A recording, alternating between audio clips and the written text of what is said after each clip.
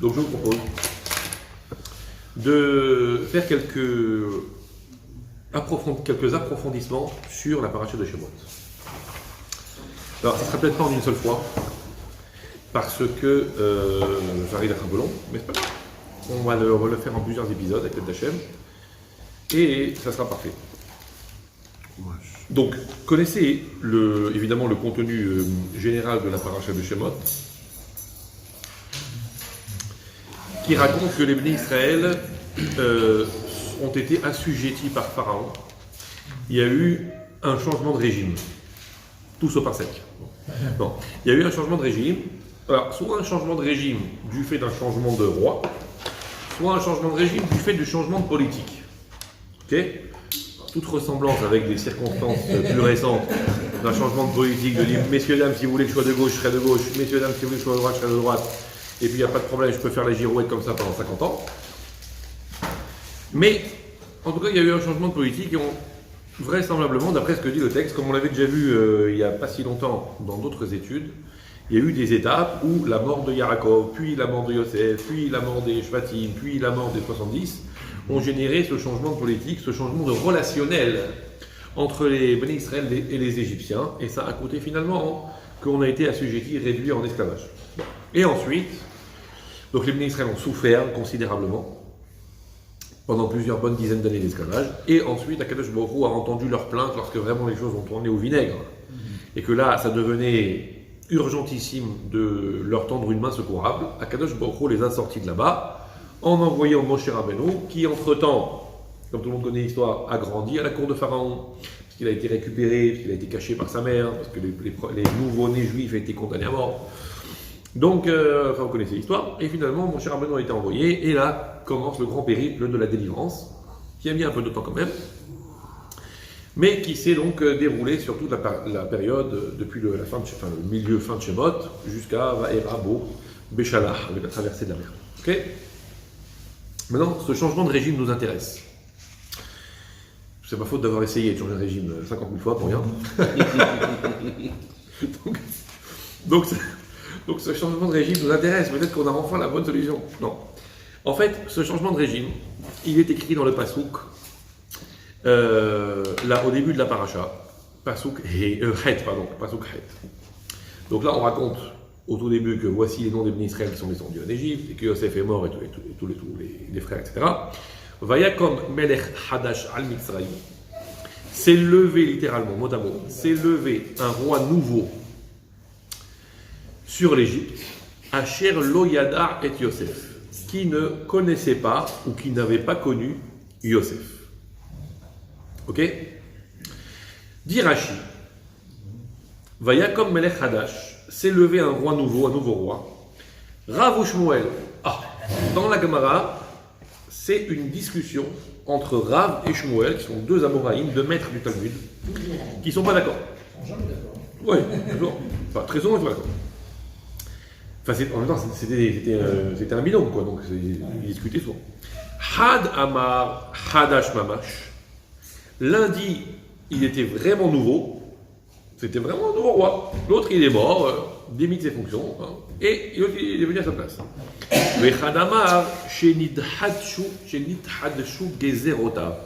L'autre dit non, il n'était pas nouveau.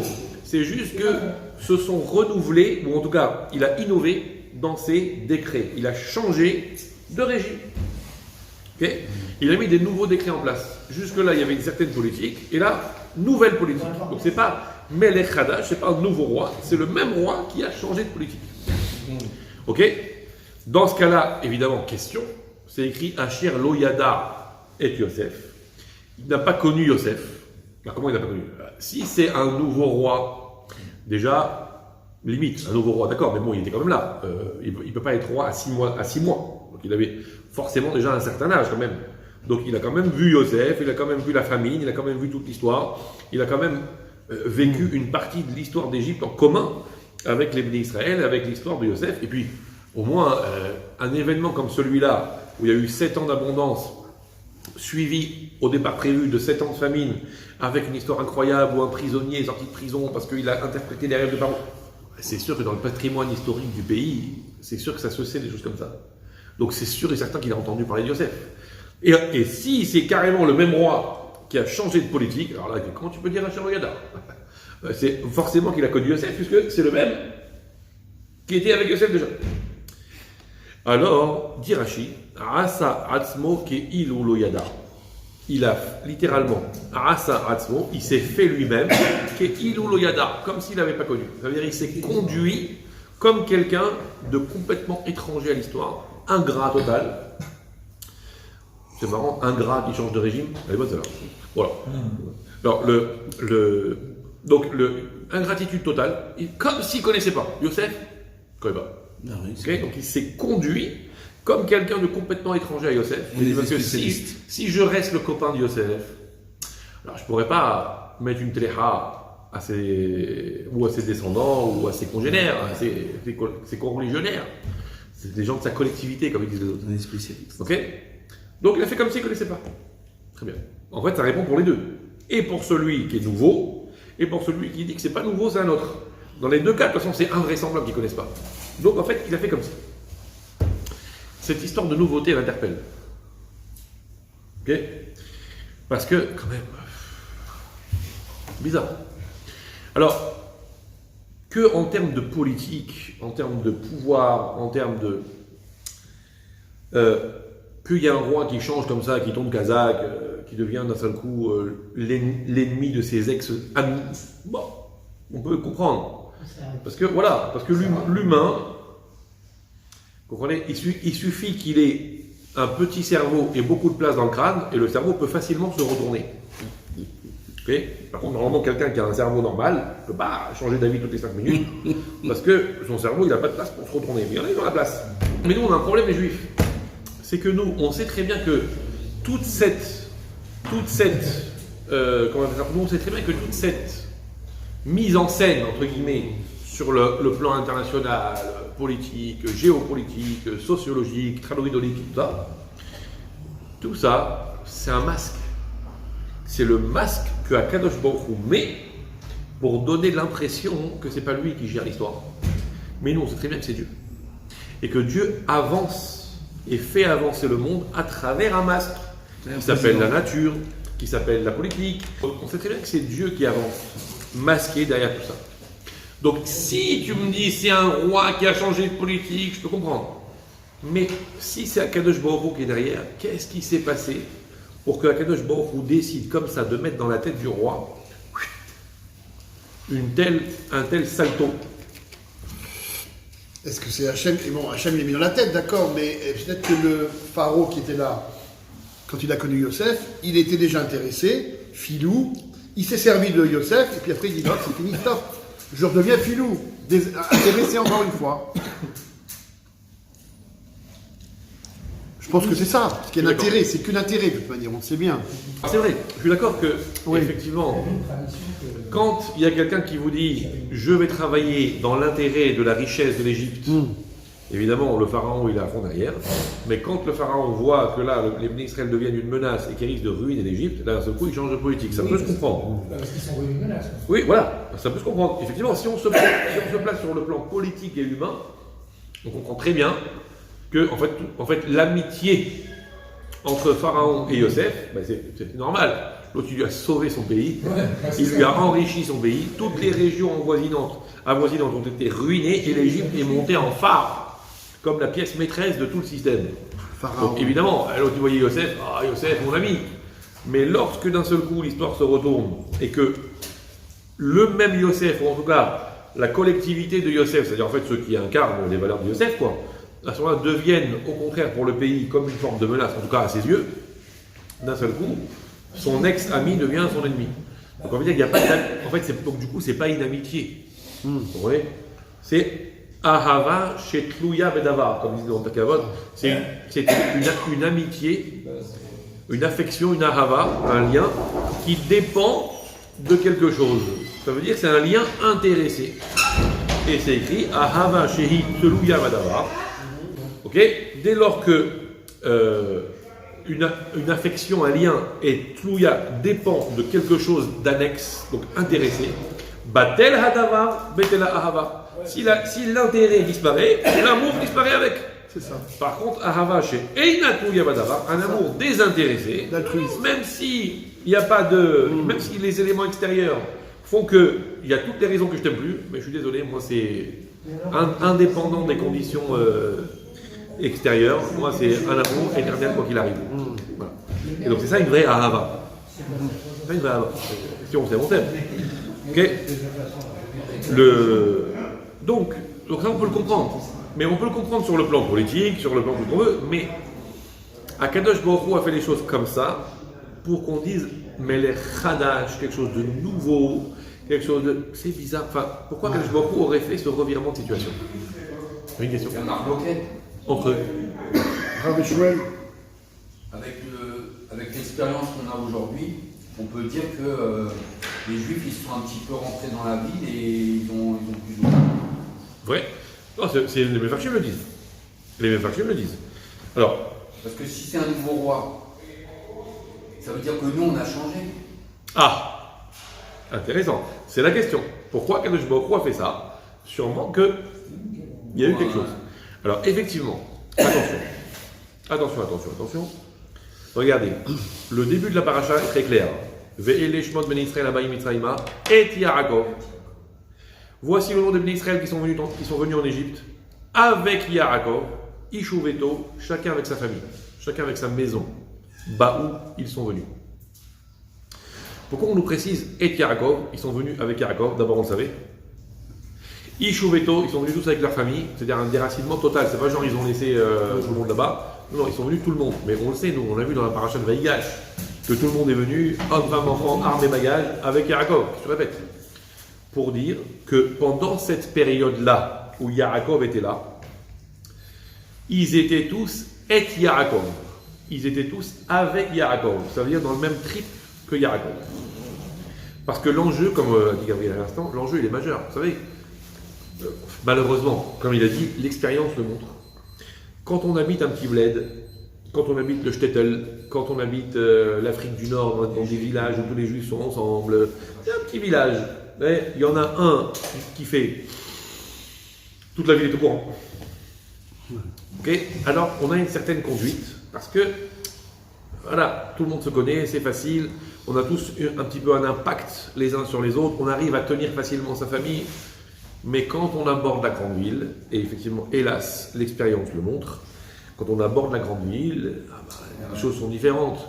Vous allez en province, c'est des villes de petits oiseaux, enfin province, aujourd'hui malheureusement c'est beaucoup d'assimilation aussi, mais dans le petit village, c'est des villes des oiseaux, donc à 18h, 19h, il n'y a plus rien à faire, tout le monde est à la maison, on est en famille, mais la grande ville, ça vit la nuit, ça sort dans la rue, ça s'éclate entre copains, il y a de toutes sortes de fréquentations possibles, d'un seul coup ça devient très compliqué.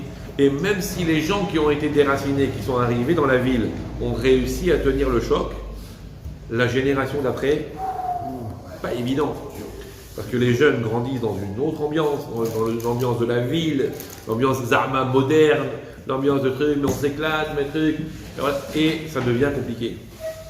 Ici, et Yaakov, les enfants de Yaakov, malgré le fait qu'ils soient arrivés dans la grande Égypte, la ville moderne, la ville de richesse, la ville de business, la ville de ceci, et je vous passe des meilleurs, la Avodah Zara, les mœurs dépravées, tout ce qui va avec, ils sont tous restés et Yaakov.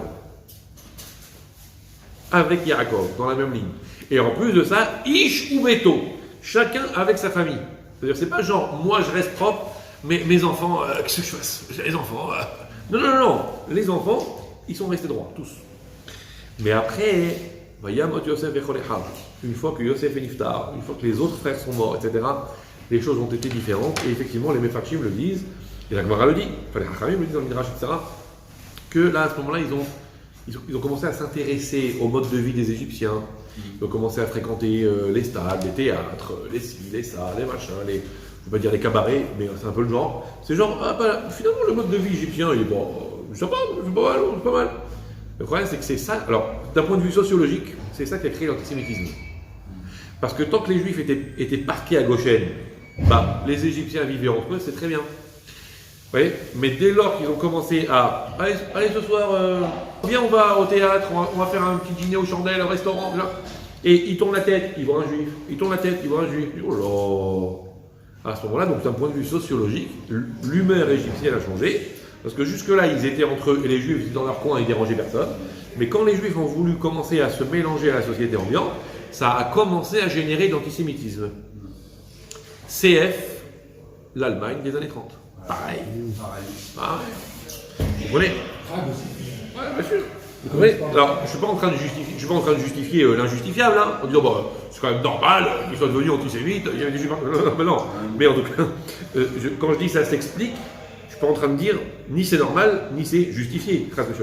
Mais voilà comment on peut expliquer la chose. Mais le problème, c'est pas. Parce que la sociologie, encore une fois, n'est qu'une conséquence du monde spirituel. Ce qui se passe dans ce monde-là, ce qui se passe dans l'histoire des nations, ce qui se passe dans l'histoire de XY individus, et à plus forte raison ce qui se passe dans l'histoire d'Israël, dans l'histoire juive, ça vient de là-haut.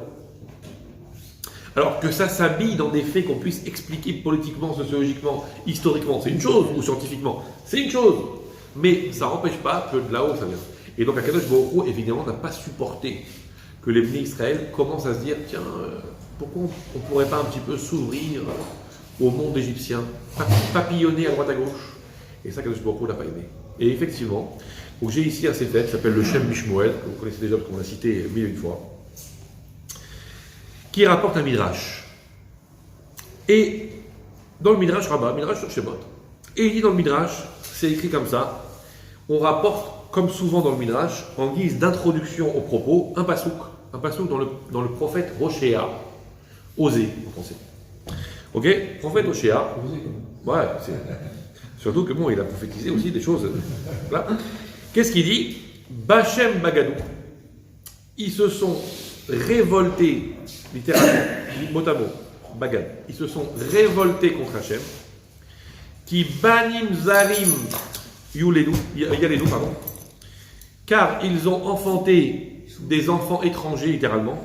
Ça veut dire qu'en fait, d'une génération à l'autre, ils se sont perdus.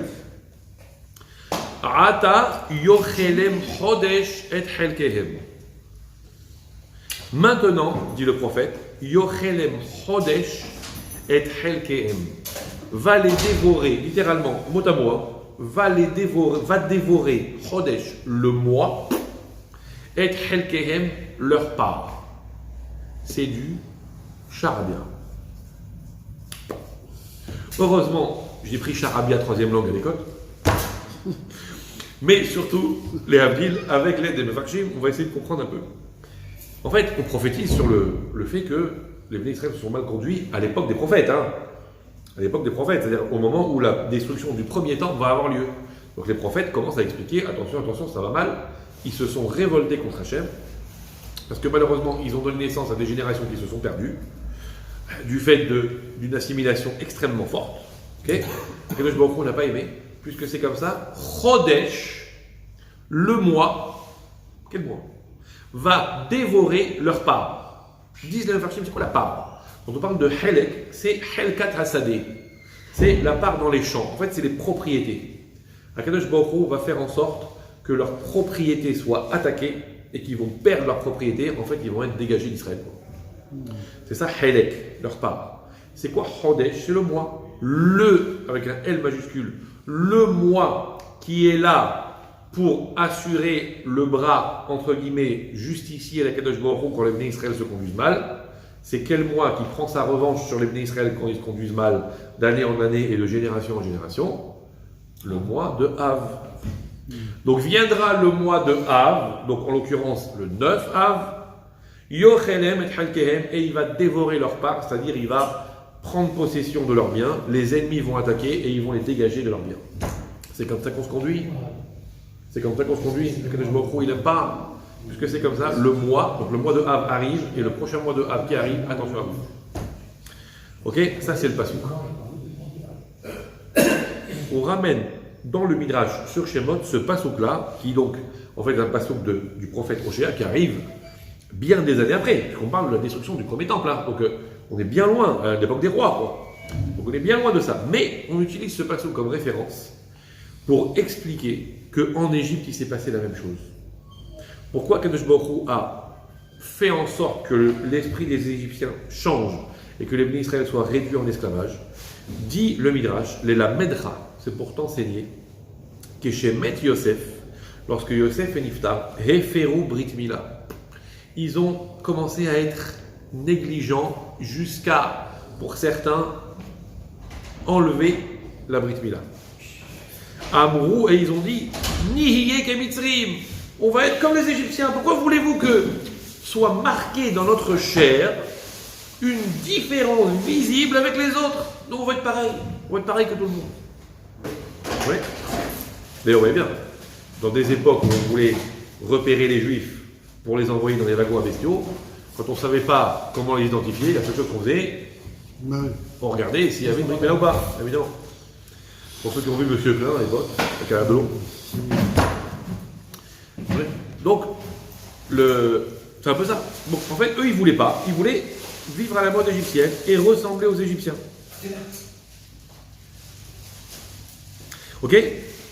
Mikan Atalamed, de là tu apprends chez Moshe Malan Bitziatam Israël que Moshe a refait la Brit Mila lorsque on est sorti d'Égypte. Et effectivement, c'est connu que dans le sang qu'ils ont mis sur les portes, à l'époque, il n'y avait pas que le sang de l'agneau, okay? Il y avait aussi mélangé le sang de la Brit Mila des Bnei Israël qu'ils ont tous fait avant de sortir d'Égypte. Parce que si jamais ils n'avaient pas fait une mise à jour de la Brit Mila qu'ils avaient en retard, ils n'auraient pas mérité de sortir d'Égypte. Donc on a récupéré le sang de la Brit Mila et mélangé avec le sang de l'agneau, et c'est le mérite de ces deux mitzvot qui représentent le fait de se donner entièrement à la cause d'Akadosh Baruch Hu en dépit des Égyptiens, qui a généré qu'ils ont eu le mérite de sortir d'Égypte. Ok? Donc ça c'est la mentalité des Béné Israël à l'époque. Dès que Yosef, plus les frères, plus la première génération, etc., sont niftarim, en fait les vétérans, les garde-fous un peu du système, quoi, ceux qui étaient les ékénim, quoi, un peu les garants de la tradition, se sont éteints. Ça y est, on a commencé à lever les yeux sur l'Égypte. Oh, je me suis mal, les Égyptiens. Et donc on a voulu enlever ce qui était particulièrement marquant pour faire la différence entre un juif et un autre, c'est la Brit Mila. Mais la Brit Mila, à mon avis, c'est un symbole ici. C'était peut-être pas que la Brit Mila. C'était juste pour dire, voilà, pourquoi on est tous les mêmes? Pourquoi une différence? Pourquoi une barrière? Venez, on fréquente les mêmes lieux, venez, on fréquente les mêmes gens. Pourquoi on va dire une différence entre nous et les autres? On est tous pareils. Pas de problème. Ok? Akadosh Baruch Hu, il a vu ça. Qui van she'asukach, comme ils ont fait ça, Hafach Akadosh Baruch Hu, Dieu a inversé la ahava, l'affection, on va dire l'amour que les Égyptiens nous portaient, les sin'a, en haine. Chez Nehema, comme c'est écrit dans Tehillim, Hafach libam lisno amo, les hitnabel baravadam. Akadosh Baruch Hu a inversé leur cœur aux Égyptiens pour détester son peuple, les hitnabel baravadam, pour être cruel avec ses serviteurs. Ok? Les kayem machénéma, le Midrash qui continue, pour accomplir ce qui est écrit dans le pasuk, dans Hoshéa, dans le prophète Osée, Ata yochelem chodesh et chelke. Maintenant, le mois va dévorer leur part. Okay? Le Midrash dit comme ça. On a vécu en Égypte l'application de ce pasuk qui a été dit dans les prophètes beaucoup plus tard, mais qui était déjà d'actualité à l'époque de l'Égypte. Chodesh, le mois, a dévoré leur part. Alors nous, on va dire qu'il y a un le mois. Nous, on sait que la destruction du Beth Amikdash a été réalisée le 9 Av. Donc Chodesh, on comprend. Quel rapport maintenant avec Chodesh?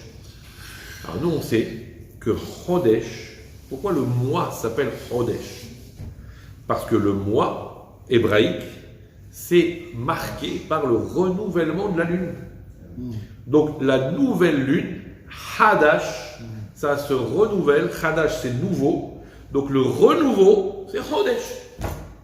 Ça veut dire, c'est écrit dans le Midrash ici, entre les lignes, mais on va allumer la lumière pour voir ce qui est écrit entre les lignes avec le Hashem.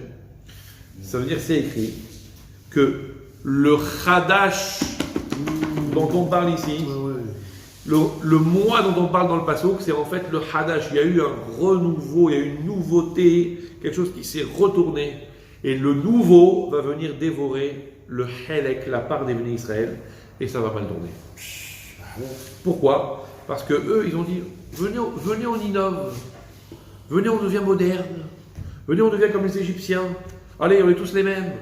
Peace and love and unity. Ouais. J'ai pas de problème, peace and love. Mais on peut très bien être peace and love. On peut très bien être en entente cordiale avec tout le monde, mais en gardant chacun sa singularité.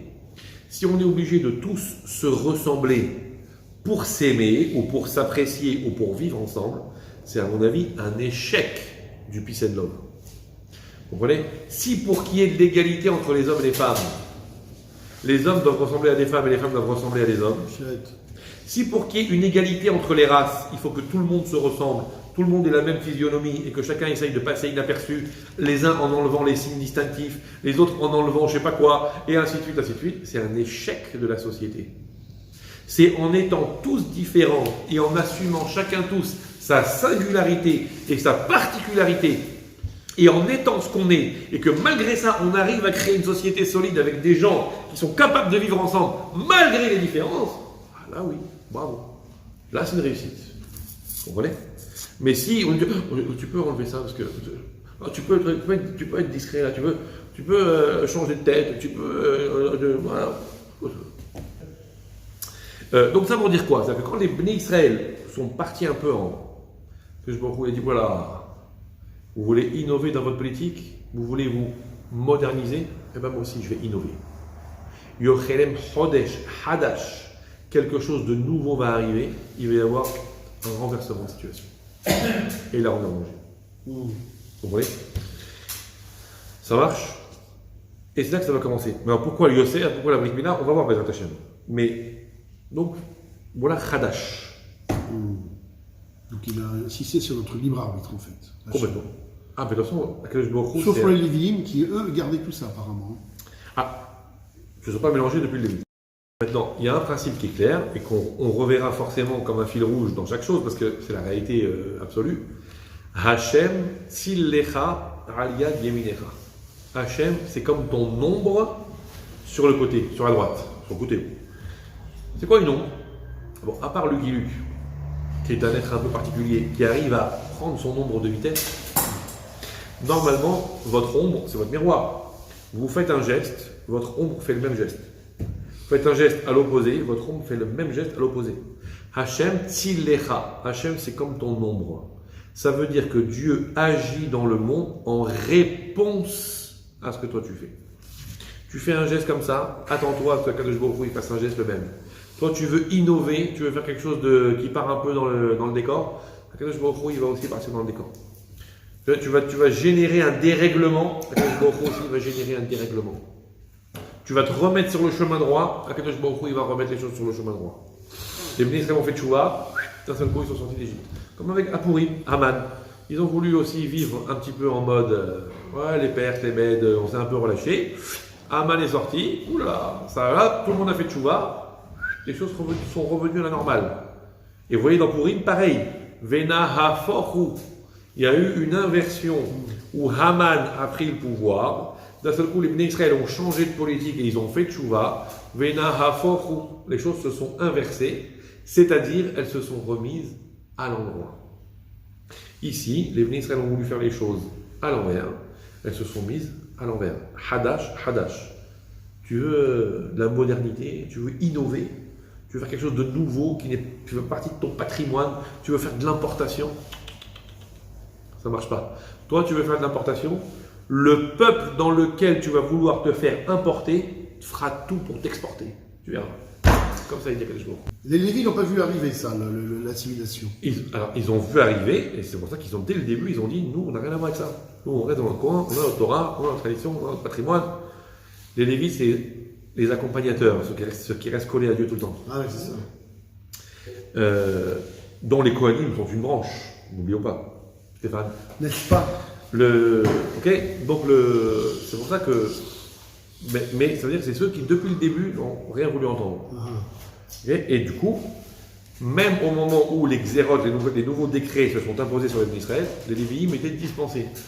C'est miraculeux ça. Comment il s'appelle? Paro, il a dit non, mais c'est bon, les Lévi'im, vous restez dans votre travaux à vous restez dans votre Torah, il n'y a pas de problème. Comment? Parce que c'est pas Paro qui fait l'histoire, c'est Dieu qui fait l'histoire.